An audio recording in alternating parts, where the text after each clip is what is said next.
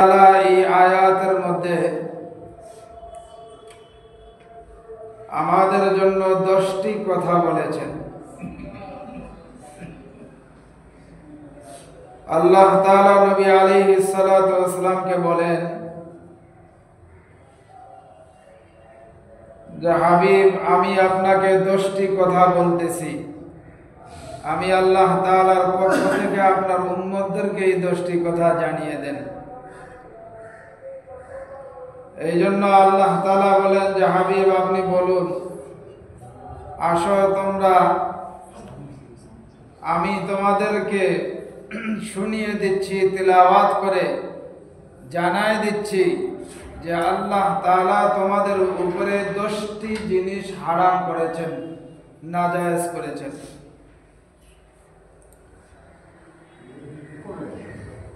রাসূল করিম সাল্লাল্লাহু আলাইহি ওয়াসাল্লাম সাহাবা একরামদেরকে ডাকলেন যে আসো, তোমাদেরকে আমি আল্লাহ তাআলার পক্ষ থেকে 10টি জিনিস যা হারাম করা হয়েছে, এই 10টি জিনিস তোমাদেরকে আমি জানিয়ে দিচ্ছি। নবীজি একে একে জানিয়ে দিলেন। আল্লাহ তাআলা বলেন, কুল তাআলা আতলু মা হারামা রাব্বুকুম আলাইকুম আল্লা তুশরিকু বিহি শাইআ। এক নাম্বার, আল্লাহ তুশরিকু বিহি শাইআ, তোমরা আল্লাহ তাআলার সাথে শিরিক করবা না। কোন জিনিস আল্লাহ তাআলার সাথে অংশ হিসাবে সাব্যস্ত করবা না, এটা এক নাম্বার। শিরিক করা হলে এটা হারাম। সূরা লুকমানের 13 নম্বর আয়াতে আল্লাহ তাআলা বলেন, وَإِذْ قَالَ لُقْمَانُ لِابْنِهِ وَهُوَ يَعِظُهُ يَا بُنَيَّ لَا تُشْرِكْ بِاللَّهِ إِنَّ الشِّرْكَ لَظُلْمٌ عَظِيمٌ। স্মরণ করো ওই সময়কে যখন লোকমান তার সন্তানকে বললেন, হে আমার প্রিয় সন্তান, তুমি আল্লাহ তাআলার সাথে শিরিক করবে না। শিরিক করা নিশ্চয়ই বড় জুলুম। তাহলে এখানে এই আয়াত থেকে আমরা জানতে পারলাম যে একজন বাবা তার সন্তানকে শ্রেষ্ঠ উপদেশ দিবে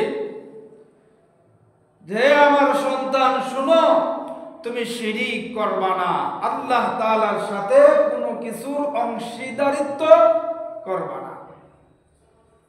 তাহলে এই হলো এক নাম্বার কথা। 10 কথার প্রথম কথা হলো, নবী আপনি জানিয়ে দেন। নবী আলাইহিস সালাতু ওয়াস সালাম বলেন যে আসো, তোমাদেরকে আমি জানিয়ে দেই, সেটা কি, তোমরা আল্লাহ তাআলার সাথে শিরিক করবা না। এক নাম্বার কথা। সূরা আনআমের 82 নম্বর আয়াতে আল্লাহ তাআলা বলেন, আল্লাযীনা আমানু ওয়া লাম ইয়ালবিসু ঈমানাহুম বিযুলমিন উলাইকা লাহুমুল আমন ওয়া হুম মুহতাদুন।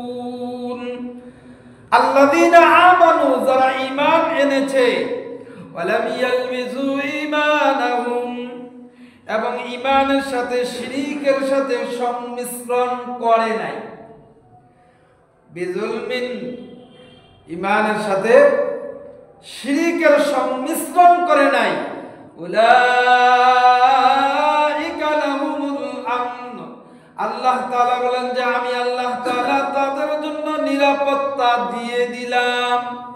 সুবহানাল্লাহ। উলাইকা লাহুমুল আমন, আমি আল্লাহ তাআলা তাদের নিরাপত্তা দিয়ে দিলাম। ওয়া হুম মুহতাদুন, তারাই হেদায়েত প্রাপ্ত। সুবহানাল্লাহ। তাহলে এই আয়াত থেকে আমরা জানতে পারলাম, যারা ঈমান আনলো, ঈমান আনার পরে, ঈমানদার হওয়ার পরে ঈমানের সাথে শিরিক করবে না, আল্লাহ তাআলা তাদের জন্য উলাইকা হুমুল আমন, তাদেরকে নিরাপত্তা দিয়ে দিলেন, ওয়া হুম মুহতাদুন, তারাই হেদায়েত প্রাপ্ত। এরপরে সূরা বাকারার 54 নম্বর আয়াতে আল্লাহ তাআলা এই ব্যাপারে বলেন, হযরত মূসা আলাইহিস সালাতু ওয়াসসালামের জাতি যখন বাছুরকে পূজা হিসেবে গ্রহণ করেছিল, বাছুরের পূজা করত, গরু। এই যে সূরা বাকারা, বাকরুন শব্দের অর্থ হলো গরু, অর্থাৎ গরু দিয়ে আল্লাহ তাআলা কোরআনের সূরা শুরু করছেন, কোরআন শুরু করছেন গরু দিয়া। তো সূরা বাকারার মধ্যে গরুর ঘটনা আছে, এই জন্য যে গরু দিয়া করছেন তা না, আরো অনেক ঘটনা আছে। তো এই মূসা আলাইহিস সালাতু ওয়াসসালামের জাতি বাছুরকে রব হিসেবে মানত, বাছুরের পূজা করত। বাছুরের পূজা করে তারা শিরিক করা যখন শুরু করে দিল, মূসা নবী তাদেরকে বললেন, আল্লাহ তাআলা তার ভাষায় মূসা নবীর কথাগুলো আমাদেরকে জানিয়ে দিচ্ছেন সূরা বাকারার 54 নম্বর আয়াত। আল্লাহ তাআলা বলেন, ইয়া কওমি ইন্নাকুম যালামতুম আনফুসাকুম বিত্তিখাযিকুমুল ইজল। আল্লাহ তাআলা বলেন যে, হে হযরত মূসা আলাইহিস সালাতু ওয়াসসালাম বলেন, হে আমার সম্প্রদায়, তোমরা বাছুরকে উপাস্য হিসেবে গ্রহণ করার মাধ্যমে নিজেদের প্রতি তোমরা নিজেরাই জুলুম করেছ। তোমরা বাছুরকে পূজা হিসেবে শিরিক করে তোমরা মূলত নিজেরাই নিজেদের উপরে জুলুম করেছ। তাহলে এখান থেকে বোঝা গেল, এই আয়াত থেকে আমরা শিখলাম, শিরিক করা মানে হলো সবচাইতে বেশি নাফরমানি, নিজের সাথে নিজের প্রতি নাফরমানি করা, নিজেকেই জুলুমের মধ্যে নিমজ্জিত করা। তাহলে আমাদেরকে আরেকটি জিনিস মনে রাখতে হবে শিরিকের ব্যাপারে, যে মারাত্মক আরেকটি শিরিক আছে, সেই শিরিকটি হলো গোপন শিরিক। গোপন শিরিক, প্রকাশ্য শিরিক আছে, আবার গোপন শিরিকও আছে। গোপন শিরিক কাকে বলা হয়?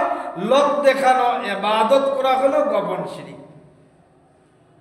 বলেন কি গোপন শিরিক কাকে বলা হয়? লোক দেখানো ইবাদত। কি দেখানো ইবাদত? লোক দেখানো ইবাদত। তার মানে হলো, ধরেন একজন মানুষ এত সুন্দর করে নামাজ পড়তেছে, যে খুব সুন্দর করে ইবাদত করতেছে, খুব মনোযোগ সহকারে নামাজ পড়তেছে, কিন্তু তার দিলের মধ্যে এই চিন্তা যে আমি সুন্দর করে ভালো করে নামাজ পড়তেছি, লোকে যেন দেখে আমাকে বলতে পারে যে খুব সুন্দর করে নামাজ পড়তেছে। এই শব্দটা দিলের মধ্যে তার যদি থাকে, তাহলে এটা হলো গোপন শিরিক। আল্লাহ নবী হাদিস শরীফের মধ্যে বলেন, ক্বালান নবী সাল্লাল্লাহু আলাইহি ওয়াসাল্লাম, ইয়াকুম ওয়া শিরকা শাররা, ইয়াকুম ওয়া শিরকা শারাইর। নবীজি বললেন, তোমাদের গোপন শিরিক থেকে তোমরা বাঁচো।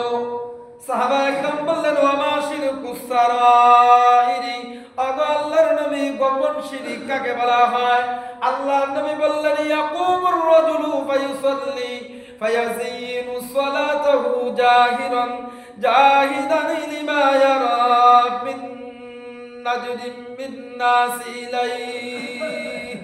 গোপন শিরিক হলো কোন ব্যক্তিকে নামাজে দাঁড়ায় আর তার নামাজটা সে যথাসাধ্য সুন্দরভাবে আদায় করার চেষ্টা করে, সুন্দর করার জন্য এই নিয়তে সে সুন্দরভাবে নামাজ পড়ে, যে তাকে যেন মানুষ দেখে বলে যে লোকটা খুব সুন্দর করে নামাজ পড়তেছে। এটা হলো গোপন শিরিক। এই জন্য যতই ইবাদত হবে একমাত্র আল্লাহর জন্য। কে আমাকে সুন্দর বলল, ভালো বলল, আর কে খারাপ বলল, এই দিকে আমার লক্ষ্য করা চলবে না। এই চিন্তাধারা দিলের মধ্যে আনা চলবে না। দিলে থাকবে শুধুমাত্র আল্লাহর জন্য। আমি আল্লাহকে দেখার জন্য, আল্লাহকে খুশি করার জন্য, আল্লাহর আযাবের ভয়ে, আল্লাহর রহমতের আশায় ইবাদত করতেছি, নামাজ পড়তেছি। এই চিন্তা খেয়াল দিলের মধ্যে থাকবে। এর বাহিরে যদি এরকম চিন্তা খেয়াল থাকে যে আমাকে মানুষ বলবে খুব সুন্দরভাবে সে নামাজ পড়তেছে, ইবাদত গুলো করে খুব সুন্দর করে, এই চিন্তা ধারণা যদি আমার দিলের মধ্যে থাকে তাহলে এটা আমি গোপন শিরক করব। এই চিন্তাধারার বাহিরে কেউ যদি আমার ব্যাপারে বলুক সেটা আলাদা, সেটা সে বলতে পারে, কিন্তু আমার দিলের ভিতরে এই ধরনের কোনো খেয়াল থাকা যাবে না। তাহলে আল্লাহ তাআলার সূরা আনআমের যে আল্লাহ তাআলা 10টা কথা আমাদেরকে বলতেছেন, এর মধ্যে 1 নম্বর কথা কি? শিরিক করা যাবে না। 1 নম্বর কথা হলো শিরিক করা যাবে না, এটা হলো হারাম। এরপরে আল্লাহ রাব্বুল আলামিন বলেন ওয়া বিল ওয়ালিদাইনি ইহসানা, তোমরা পিতামাতার প্রতি সৎ আচরণ করো, পিতামাতার নাফরমানি করো না। নাফরমানি করা আল্লাহ তাআলা হারাম করে দিয়েছেন।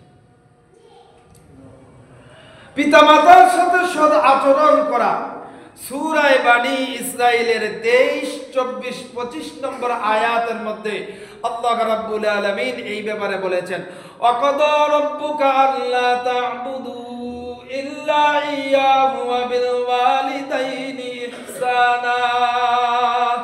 আল্লাহ তাআলা বলেন যে তোমাদের রবের ফয়সালা, অর্থাৎ আল্লাহ তাআলার ফয়সালা, চূড়ান্ত ফয়সালা যে তোমরা আল্লাহ ছাড়া আর কারো ইবাদত করবা না। এটা হলো আল্লাহ তাআলার চূড়ান্ত সিদ্ধান্ত। ওয়াকাদা রাব্বুকা আল্লা তা'বুদু, আল্লাহর ইবাদত ছাড়া আর কারো ইবাদত করা যাবে না, এটা আল্লাহ তাআলার চূড়ান্ত সিদ্ধান্ত। এরপরে দ্বিতীয় নম্বর সিদ্ধান্ত হলো ওয়া বিল ওয়ালিদাইনি ইহসানা, পিতামাতার প্রতি সৎ আচরণ করো। পিতামাতার প্রতি সৎ আচরণ করা এটাও আল্লাহ তাআলার চূড়ান্ত সিদ্ধান্ত।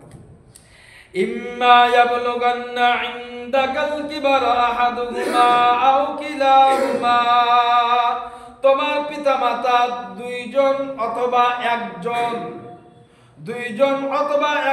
তোমার কাছে যদি বার্ধক্যে উপনীত হয়, ইম্মা ইয়াবলুগান্না ইনদাকাল কিবারা, বার্ধক্যে যদি উপনীত হয় একজন, আহাদুহুমা অথবা দুইজন, আও কিলাহুমা বার্ধক্যে যদি উপনীত হয়, তাহলে তার সাথে তোমরা সুন্দর আচরণ করো, ভালো আচরণ করো। কেমন আচরণ করবা না? এরপরে আল্লাহ তাআলা বালা তাকুল্লাহুমা উফ, তাদেরকে উফ শব্দটাও বলো না, তাদেরকে উফ শব্দটাও বলো না। উফ শব্দটা বুঝে নেবা। উফ শব্দটা হলো যখন কোনো পিতামাতা, কোনো মানুষ যখন বৃদ্ধ হয়ে যায়, বার্ধক্যে উপনীত হয়ে যায়, তখন ওই মানুষগুলো কিন্তু শিশু সুলভ হয়ে যায়, শিশুদের মতো হয়ে যায়। শিশুরা যেমন এক কথা 100 বার বলে, তখন তারাও কিন্তু একই কথা বারবার বলতেই থাকে। কি বলেন? বারবার বলতে থাকে, বারবার তারা কিন্তু বলতেই থাকে। তো তাদের সাথে এমন কোন শব্দ তুমি ব্যবহার করো না, অথবা তাদের সাথে এমন কোন আচরণ তুমি করো না যেই আচরণ উফ শব্দ বের হয়, যেই আচরণে উফ শব্দ বের হয়।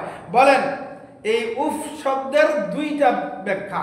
1 নম্বর হলো বিরক্তি প্রকাশ না করা। সবাই বলেন আমার সাথে, উফ শব্দের 2 ব্যাখ্যা। 1 নম্বর হলো বিরক্তি সূচক কোন শব্দ না বলা। বলেন, সবাই বলেন, যুবক ভাইরা, বেশি যুবক ভাইরা বলেন উফ শব্দ।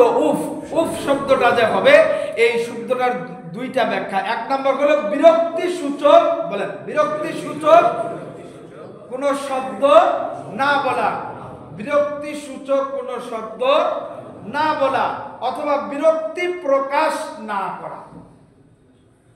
বিরক্তি প্রকাশও করা যাবে না, বিরক্তি সূচক কোন শব্দ বলা যাবে না।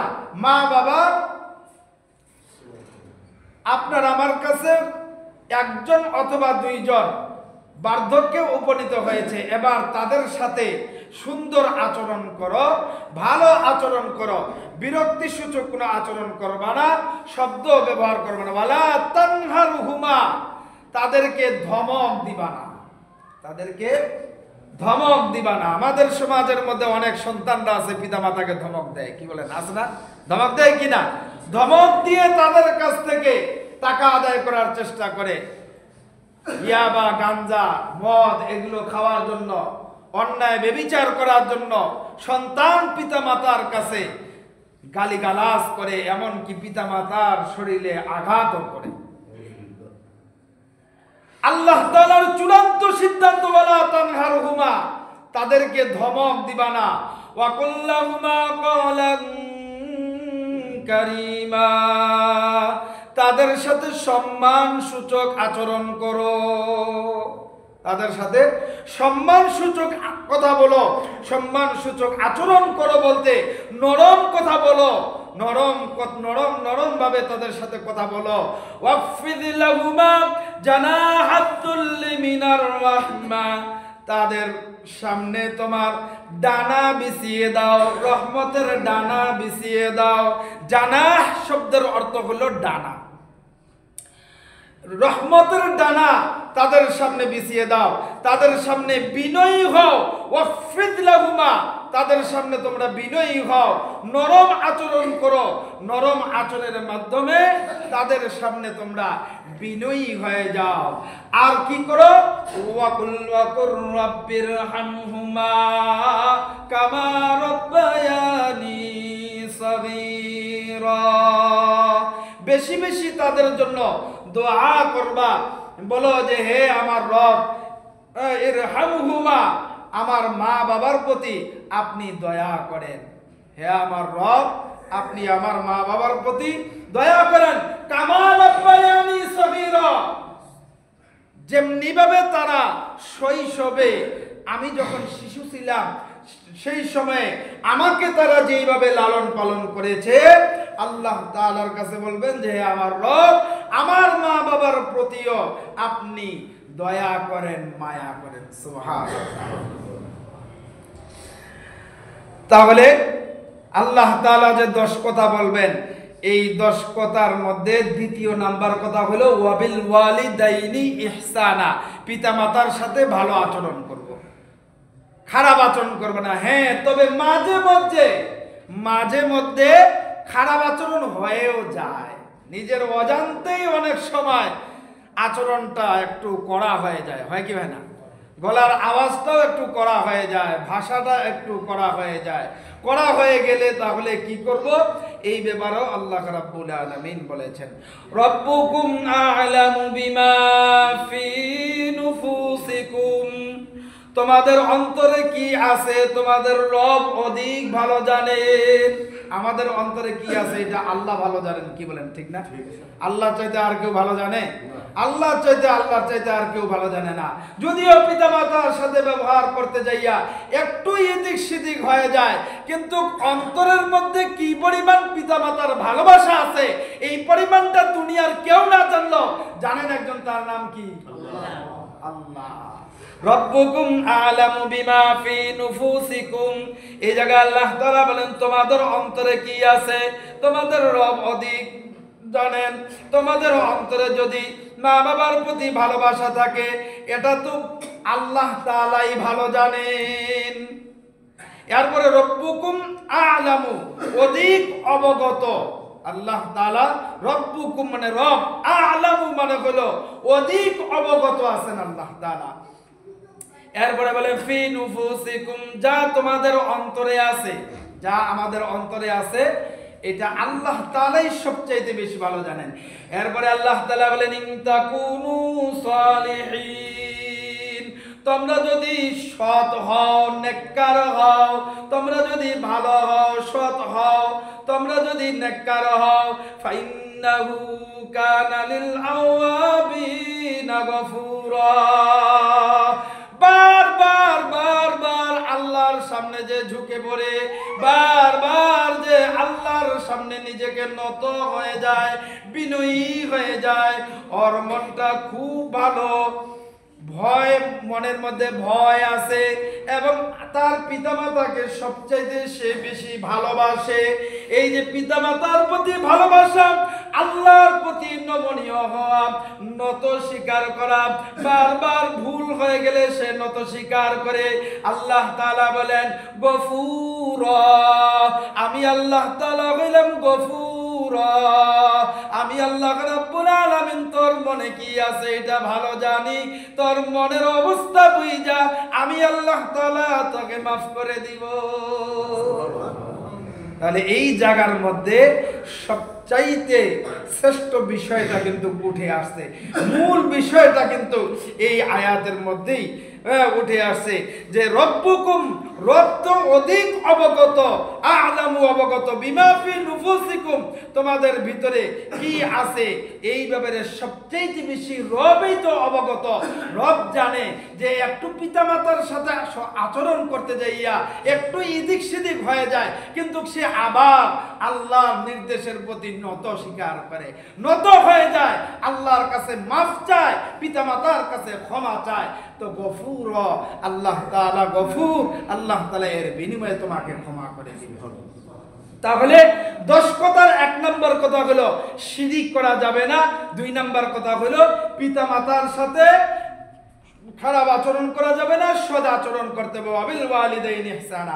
3 নম্বর ওয়ালা তাকতুলু আওলাদাকুম মিন ইমলাক, তোমরা দারিদ্রতার ভয়ে, আমার সাথে ব্যাখ্যা করেন, এখন সবাই একসাথে বলবেন, বলেন তোমরা দারিদ্রতার ভয়ে তোমাদের সন্তানকে হত্যা করবা না। বলেন বলেন দেখি কি বলছি, তোমরা দারিদ্রতার ভয়ে নিজের সন্তান হত্যা করবা না। তাহলে এক সন্তান হওয়ার পরে 20 বছর আর সন্তান হয় না কেন? বলেন 20 বছরে আর সন্তান হয় না কেন? দারিদ্রতার ভয়ে, রিজিকের ভয়ে। আল্লাহ বলেন পৃথিবীর যত অভিভাবক আছে এদেরকেও আমি রিজিক দেই, নাহনু নারযুকুহুম ওয়া ইয়্যাহুম। আল্লাহ তাআলা বলেন ও পৃথিবীর অভিভাবকেরা, আমি আল্লাহ তাআলা তোমাদেরকে রিজিক দেই, তোমাদের পরে যারা দুনিয়ার মধ্যে যত সন্তান আসবে ওদেরকেও আমি আল্লাহ তাআলা রিজিক দেই। তাহলে রিজিকের মালিক কে? আল্লাহ তাআলা আমাদেরকেও রিজিক দেন, আমাদের পরে যারা আসবে তাদেরকেও আল্লাহ তাআলা রিজিক দিবেন। তাহলে 3 নাম্বার হলো দারিদ্রতার ভয়ে সন্তানকে হত্যা করা যাবে না। তাহলে আল্লাহ তাআলা সূরা আনআমের মধ্যে 10টা ওয়াজ আমাদেরকে করতেছেন, 10টা নসিহত করতেছেন। এর মধ্যে 1 নাম্বার হলো আল্লাহ তাআলার সাথে শিরক করা যাবে না। 2 নাম্বার ওয়াবিল ওয়ালিদাইনি ইহসানা, পিতামাতার সাথে সদাচরণ করো। 3 নাম্বার ওয়ালা তাকতুলু আওলাদাকুম মিন ইমলাক, দারিদ্রতার ভয়ে সন্তান হত্যা করা যাবে না। এই 3টা হইল আল্লাহ তাআলার পক্ষ থেকে ঘোষণাকৃত চূড়ান্ত সিদ্ধান্ত, আল্লাহ তাআলার হারাম। 10টা হারামের মধ্যে 3টা হারাম বললাম, বাকি আর কয়টা আছে? 7টা। এই 7টা আগামী জুমায় সংক্ষিপ্তভাবে ইনশাআল্লাহ বলবো। আল্লাহ রাব্বুল আলামিন আমাদের সকলকে আপাতত এই 3টার উপরে আমল করার তৌফিক দান করেন, বলেন আমিন। আল্লাহ তাআলা কবুল যারা জানান তারা কাছে